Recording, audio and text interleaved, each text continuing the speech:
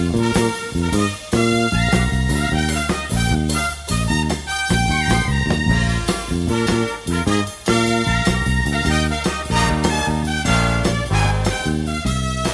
morning, Bucknutters. It is Thursday, July 2nd, 2020. I am Dan Rubin. This is the Bucknuts Morning 5 and Change.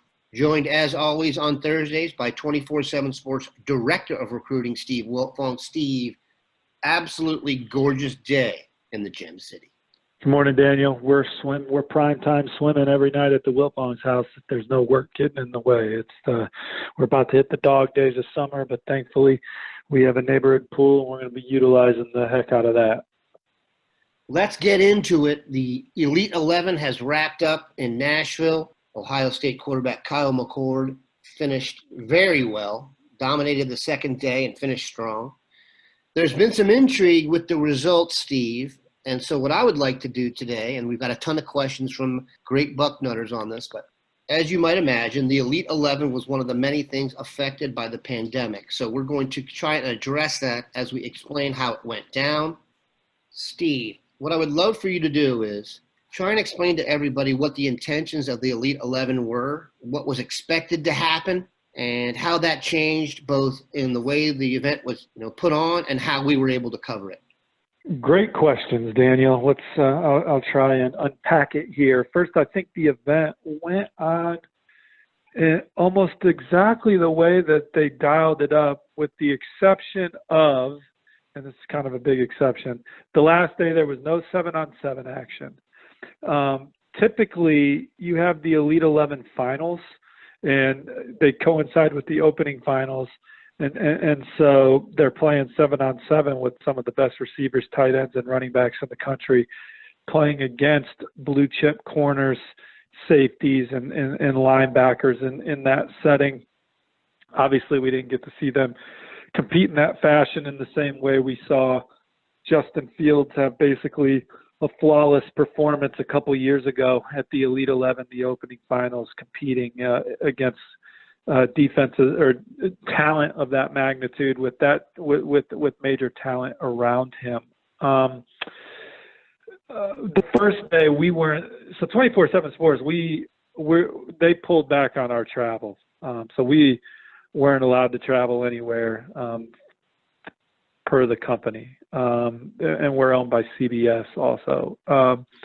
And so we got access to the first day through video with a partnership that we have with another company that sent us a video, and we watched that. Our staff watched that Tuesday morning.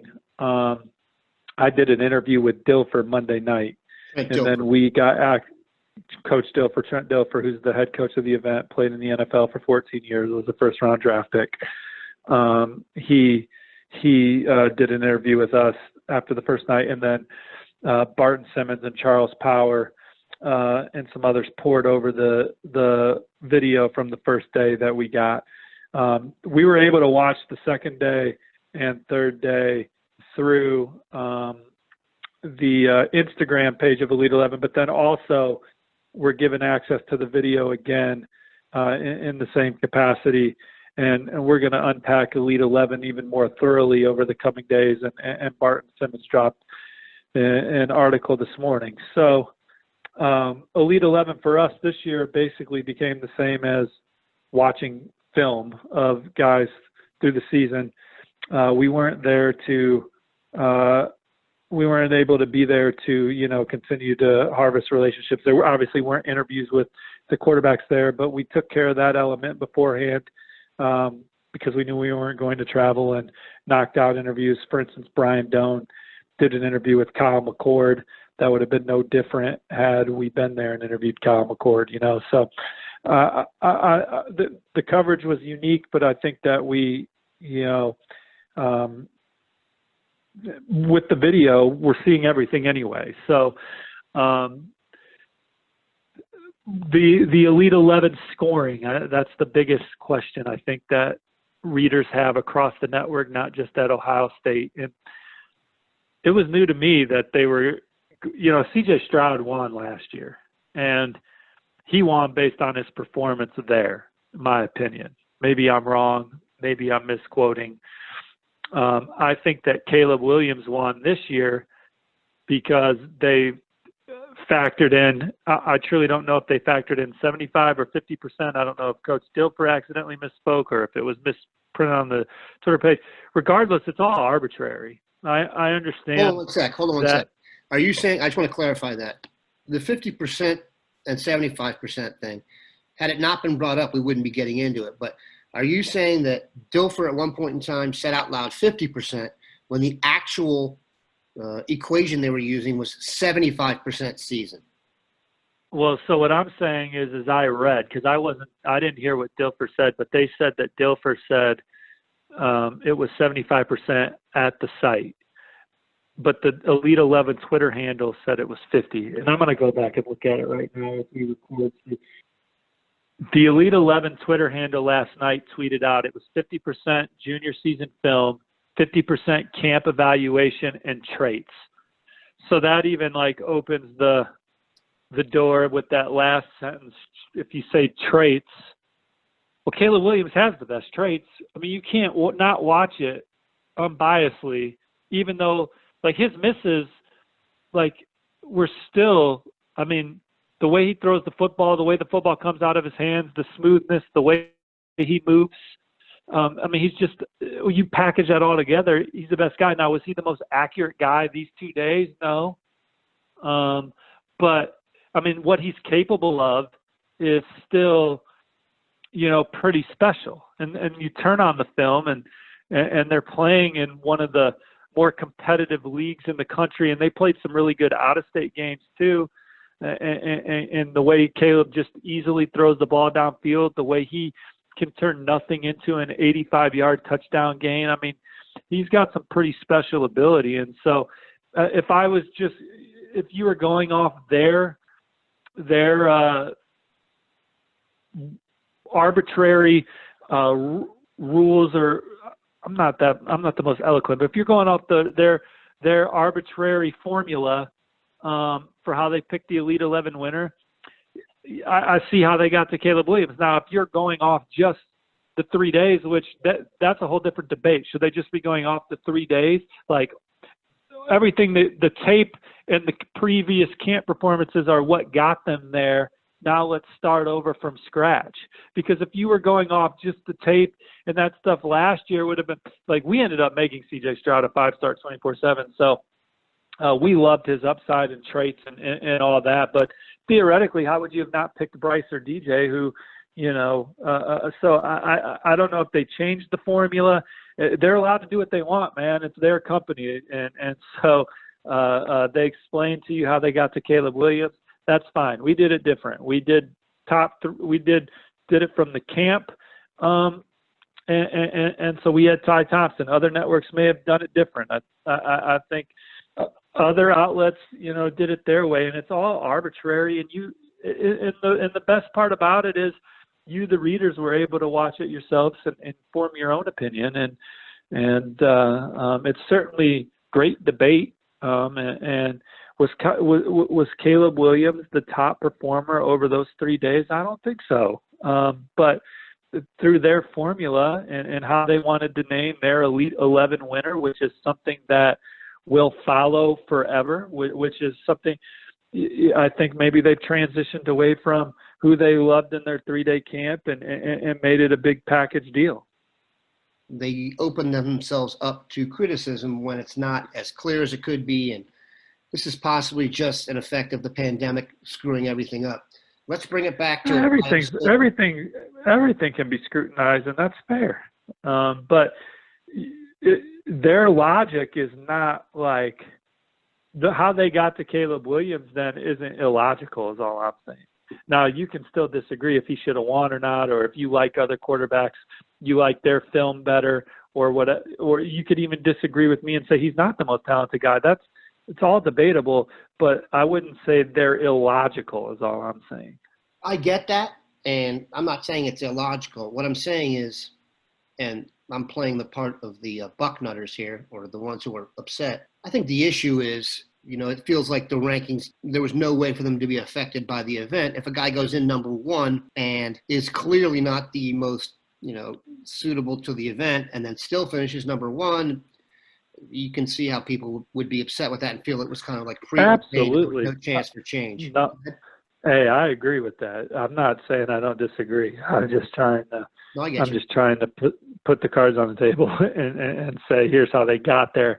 I don't think it's illogical. Do I agree with it? Is neither here nor there. I wish that it was.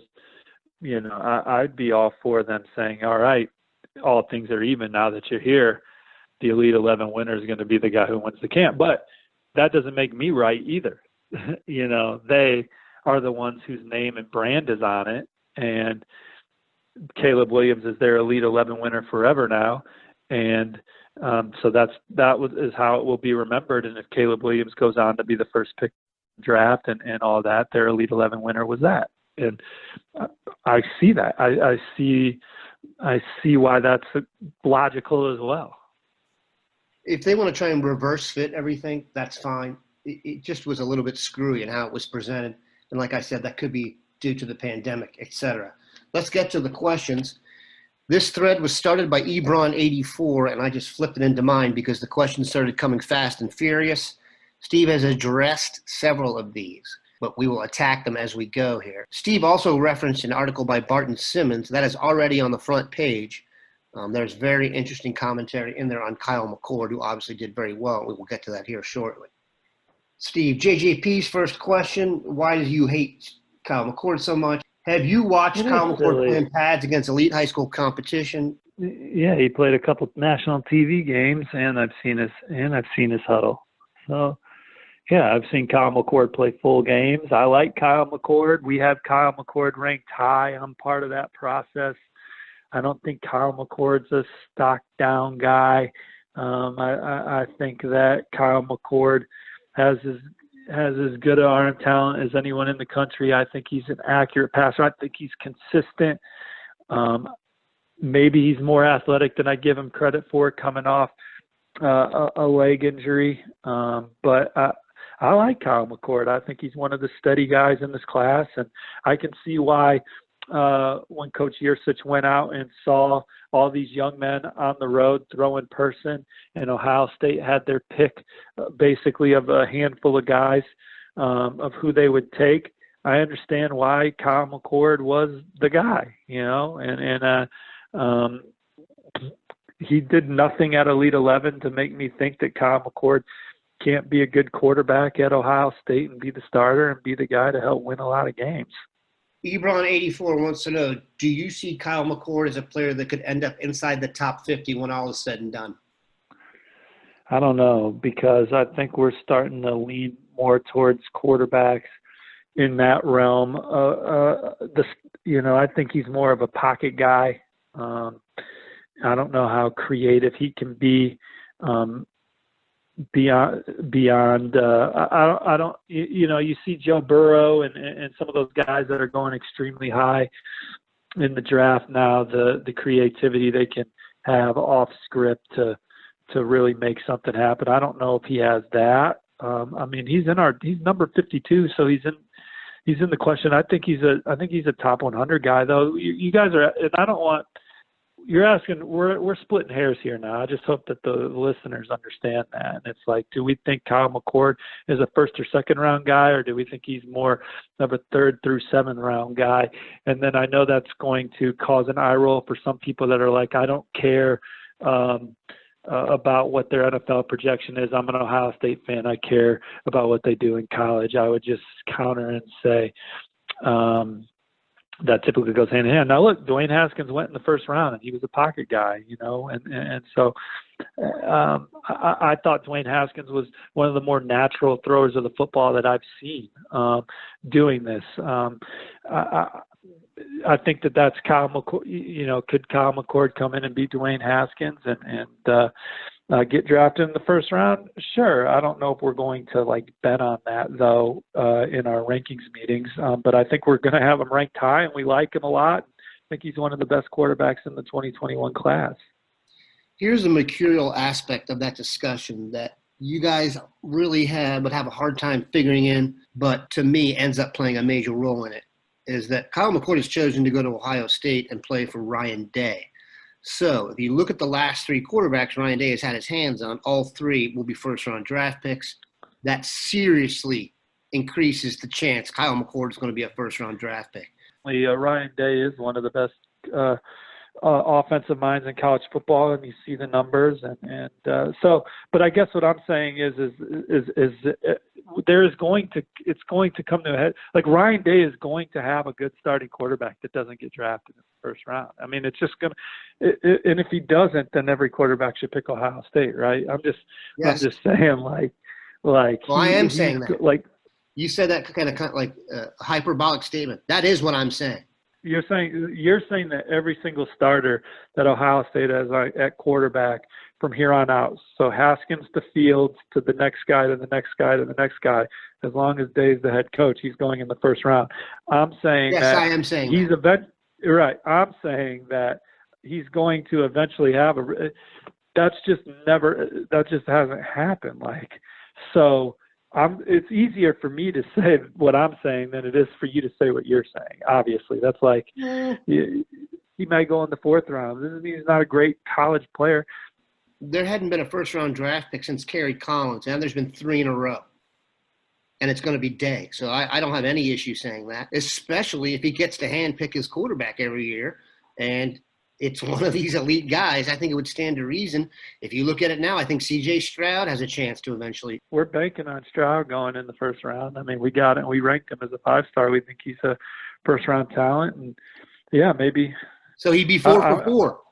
So he's got Dwayne. He's got Burrow. You can't count Burrow. Why? Because Burrow's development, his final 2 years are at LSU. You can't count that. Yes, he was recruited by Ohio State, and he got his start in a great culture at Ohio State, but he was already a young man that was going to contribute to a great culture. He wasn't a guy that needed to, he's a culture fit anywhere. And then you got to give credit where credit's due. Yeah. Justin Fields, I think, comes to Ohio State, and he's flourishing at Ohio State, and I certainly give that credit. But Kirby Smart can't turn around tomorrow and take credit for Justin Fields, and I recognize that Burrow was at Ohio State longer than Fields was at Georgia, but it's still kind of the same premise. Who's the quarterback coach at Georgia? Look, we don't need to give him credit. We don't need to give him credit for one that credit goes elsewhere because he's already been great. He's already arguably the best. So you don't need to add on to it. Something hasn't happened for 20 years, and then all the guys who go through one room end up different than everyone else before them. There's some effect to that. You can have Burrow back. I'll take Haskins doing it in a completely different form than Fields doing it. I agree that your chances of being a first rounder are greater playing for Ryan Day. I'm just saying that and it's easier for me to say this again, and is every starter going to be a first rounder? Man, that would be epic. Dude, this is my thing on Ohio State. He's young. Ryan Day's 41. He's going to be Ohio State's coach for 15 more years. That means that you're basically saying that he's going to have a string of 8 straight first rounders. That's what you're saying. And I'm saying, and it's easier for me. It's easier. Right. And I get it. It's just. Okay. What about corner? Every single kid who started at corner is a first-round draft pick. That's 2. Yeah. But yeah. Why can't we do it at quarterback when we have the best quarterback developer, or one of them, and are hand-picking the quarterback every year to throw to the best receivers in the country? See, to me, this is the Ohio State standard. It's like I said, every single running back should be a 1,000-yard NFL running back. This is the standard they work by. This is why Ohio State is better than everybody else, because they do think this way. If you ask Ryan Day right now, does he think every starter is going to be a first-round draft pick? I think he would say yes. Well, they're recruiting every kid they're recruiting was with the potential to be a first-round draft pick. I'm just saying that it historically, you're not going to have a first-round quarterback starting on your team every year. It's just historically, you look across the landscape of college football, it's never happened over the tenure of anyone's career. We'll take a quick break after this and put this to bed. I fully understand what you're saying. I just think Day's going to make history. We'll be right back. All right, we are back. I kind of stole the mic there from the users, we will now run through the questions. This is a good one, Steve, and you are actually a good person to answer this. If you were being recruited by Ohio State, which coach on the staff would you want to be recruiting you? Well, I think that from Tony Alford, Brian Hartline, Ryan Day, of course, I'd want the head coach recruiting me, right? I'd, of course, be an offensive guy. So those are the three, I guess. I wouldn't be a running back, but you'd be a quarterback. Coach Alford. You probably want to go in the first round, so Ryan Day would probably be the guy you want to talk to. For sure. Those are two guys that are really sticking out. Kerry Combs is an electric personality. It's a fun question. It was kind of a weird question. Like I came in, I didn't read this thread, so I wasn't prepared for that one. But that's a fun question. I think Tony Alford and Brian Hartline are extremely normal guys that I've had interaction with in the past, and I like them a lot. And so I think that those are the kind of personalities that if I was being recruited to go work somewhere, those are guys that I would hit it off with. I think one of the reasons Ohio State has the standard I referred to before is the quality of the coaches. I'm not sure you can go wrong with anybody on the staff. All Bucked Up basically has the angsty question that we just covered. WP Buckeye, Steve, what is the status of class of 2022 player rankings? So we're working on them now. So we will have an update in 2022 that was similar to 2021, just going back and looking through the film. We did have a camp. We did have some camps available to us in the spring. We're starting to get some more camps available to us now with the UC report and stuff. So we're going to update on the third Wednesday of July. Will be a 2022 update with some 2021 tweaks from Elite 11 and stuff like that. Chip Munn, Steve, could you provide an update on the efforts to obtain a commitment from Tristan Lay, Jagger Burton, and Rocco Spindler? Also, after that, do you think Kerry Combs can be part of an effort to successfully flip Jordan Hancock from Clemson to Ohio State? So the last question is the one that I think the readers truly want to know the answer to, right? And because not much has changed with O-line, I'll get into that in a second. But I do think that there is dialogue with Ohio State and the Hancock camp. I think that Clemson makes sense for Jordan Hancock for a number of reasons. It's 90 minutes from his house. They've had great development at that position as well for a very successful program, and they're a spiritual family that hit it off with Coach Sweeney and company. With all that being said, I do think that there is legitimate interest in Ohio State. I can confirm that. I cannot confirm that a flip's imminent or anything like that, but I do think that Ohio State remains in the mix for Hancock. And then the O-line recruiting, Tristan Lay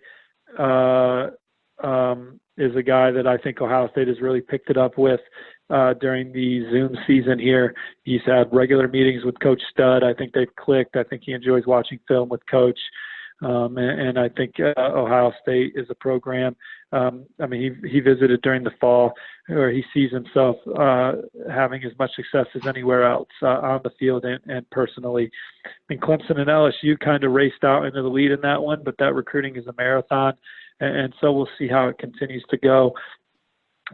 Maybe I'm sleeping on Ohio State for Rocco Spindler, but Michigan and Notre Dame seems to be most of the buzz I get.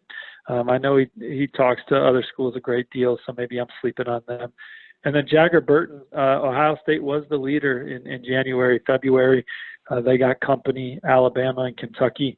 I could see that going all three ways right now. So, but Ohio State remains firmly in the picture for Jagger Burton, last I heard. We appreciate Steve stopping by and being willing to take a few shots. Have a good one, Bucknutters. I look forward to being on the front row later where everybody sides with Daniel on the first round quarterback thing, and I have to have my guard up. But I don't want people to think that I don't I know what Ryan Day is. I know he's a tremendous coach. I know that they put up tremendous yardage. I know quarterbacks are going in the first round.